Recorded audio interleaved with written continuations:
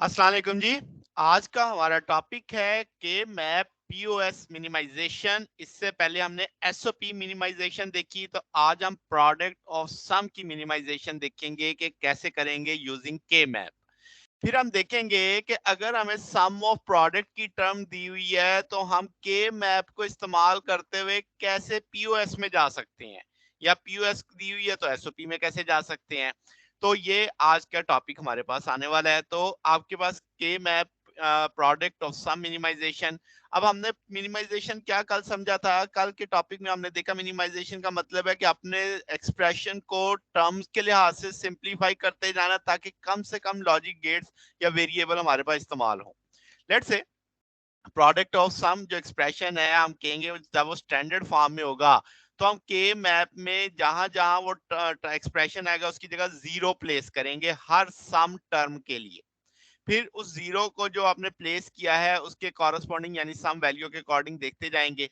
अब जो product of sum expression है, जब आप मुकम्मल तौर पे सारे जीरोस लगा चुके होंगे तो वो जितने भी होंगे वो जितने जीरो की तादाद है वो total number of terms sum terms के बराबर आएंगी। चार टर्म्स हैं तो चार जीरो आपके के मैप में लगे होंगे। अच्छा जी, तो अब आपके पास वो सेल जहाँ पे जीरो नहीं लगा, आपने वहां पे क्या लगा देना है, वन लगा देना है। तो आपके पास हम कहेंगे कि आमतौर पे वन नहीं भी लगाया जाता, खाली छोड़ दिया जाता है, मगर लगा दें तो वो आइडियल एक सिचुएशन बन जाती है। अब आपके पास सबसे पहले एक सिचुएशन क्या होगी कि आपको बाइनरी वैल्यू पता होनी चाहिए हर सम टर्म की स्टैंडर्ड पोजीशन में। फिर उस बाइनरी वैल्यू को आप मार्क करोगे जीरो के अकॉर्डिंग। फिर आपके पास हर सम टर्म जो एवेल्युएट की जाएगी उसके गिर्द जीरो लगाएंगे केप मैप में कॉरस्पॉन्डिंग सेल में, मिसाल के तौर पे। अब आपके पास ये आपको एक पीओएस एक्सप्रेशन में कहा जा रहा है इसे मिनिमाइज करें। अब आप जरा देखें ए बी सी इसका ना तीन वेरिएबल सब में चल रहे हैं, तो ये स्टैंडर्ड फॉर्म में दिया हुआ है, तो ये चीज तो पहली तय हो गई। अब आप इसका कैसे सॉल्व करेंगे इस कॉम्बिनेशन में, अब आप इसकी बाइनरी देखेंगे कि ए कोई कंप्लीमेंट नहीं है तो ये जीरो जीरो जीरो आ जाएगा, ये आपके पास जीरो और जीरो वन आ जाएगा। इसी तरीके से ये सारी बाइनरी होगी आपके पास। अब अगर हम इसको देखें तो आपके पास ए और बी और सी, तो ये अब आपके पास यहाँ पे कहीं बनता है ये वाला ए और बी और सी। इसी तरीके से ए और बी और सी बार, तो वो इसके इधर बन जाता है आपके पास नीचे यहाँ पे आ जाता है।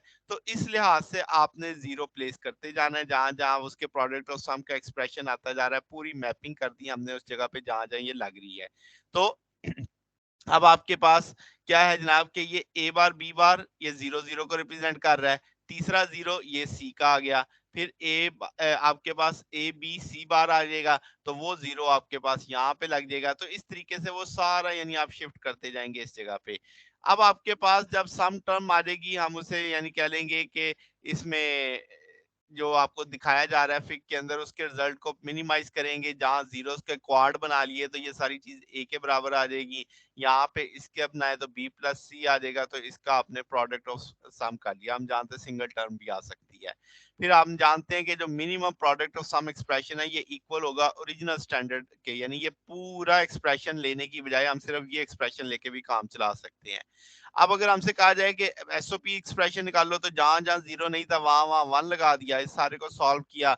अब आपके पास क्या आ जाएगा, वो ए सी इसकी आ जाएगी टर्म, इसकी टर्म ए बी बार आ जाएगी, उनको सम कर दिया, एक कॉमन लिया जा सकता है, ए बी बार प्लस सी आ जाएगा। तो ये देखा जाए ये सी के बराबर आ रहा है।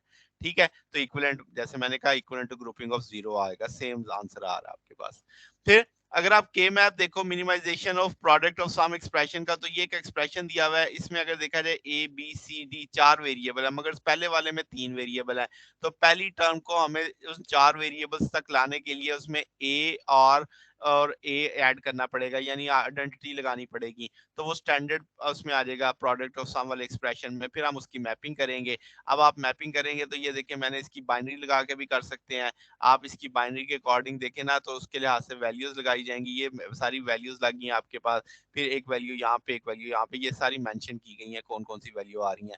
फिर आप जानते हैं ये क्वाड बनेगा, ये आपका पेयर बन रहा है, ये भी आपका एक पेयर बन रहा है। इसको सॉल्व किया जाए तो ये आपके पास ग्रुपिंग में सी और डी आ जाएगा, ये वाली जो आपकी टर्म बन रही है दिस वन। ठीक है, फिर आपके पास ए और बी और डी आ जाएगा। तो इस तरीके से ये सारा आप इसे सॉल्व कर सकते हैं। फिर अब आपके पास क्या है जनाब कि अगर हम देखेंगे जो प्रोडक्ट ऑफ सम एक्सप्रेशन है ये इक्विवेलेंट होगा ओरिजिनल स्टैंडर्ड प्रोडक्ट्स के, ये हम पहले भी तय कर चुके हैं।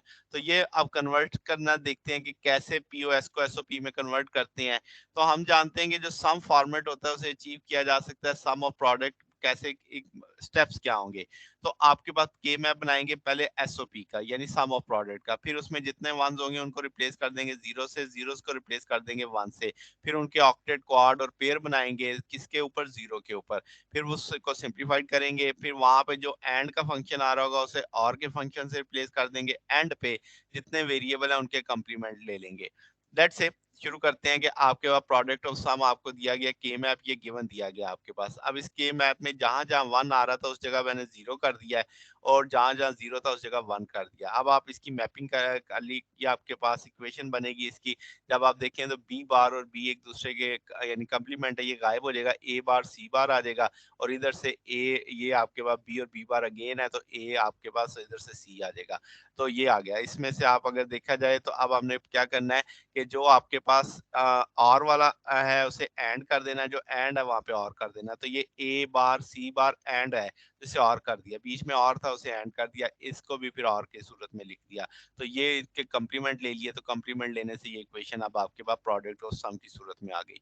और डिटेल में देखते हैं। लेट से हमारे पास ए बार सी डी बार है और ए सी बार है, plus A bar B bar C D bar है, इसको हमने प्रोडक्ट ऑफ सम की फॉर्म में लिखना है।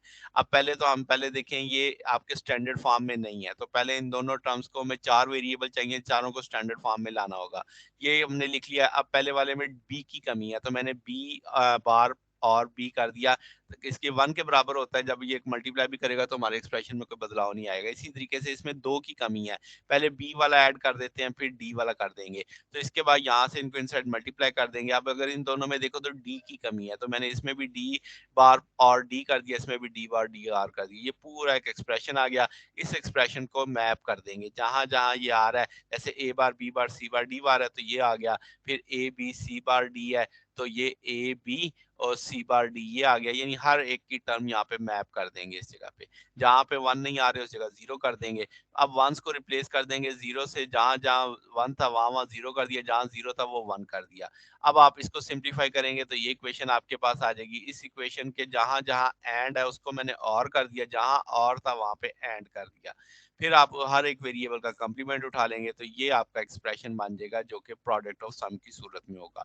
तो ये हमारे पास आज का टॉपिक होगा। अगर आपको इसमें कोई बात पूछनी हो, डाउट हो, तो नीचे कमेंट्स में पूछ सकते हैं। वीडियो अच्छी लगी हो तो वीडियो को लाइक कीजिएगा, दोस्तों के साथ शेयर कीजिएगा, चैनल को सब्सक्राइब कर दीजिएगा। अब तक के लिए इतना ही, बकिया इंशाल्लाह फिर नेक्स्ट देखेंगे। ओके, अल्लाह हाफिज।